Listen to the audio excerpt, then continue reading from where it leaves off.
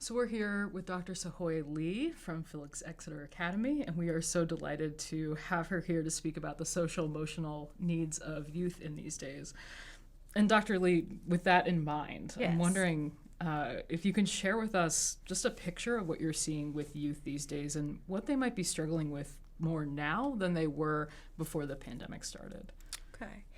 The picture I want to paint for you is really clumsy kids. Clumsy with kids. their feelings, clumsy with their social skills, clumsy perhaps even with their bodies.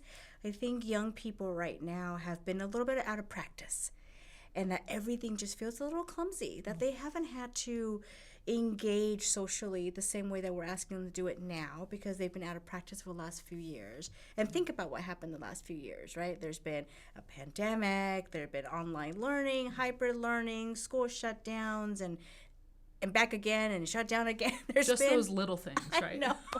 So I just think about folks just being really out of practice with some of those social skills. Yeah.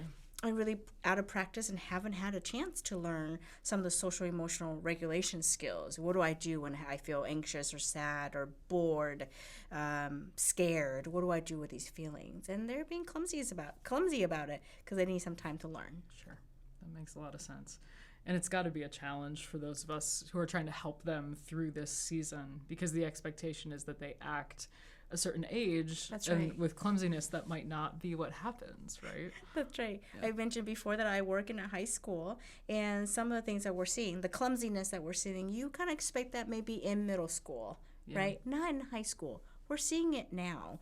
And to be able to be patient with that, with the young people, and to validate that this is okay.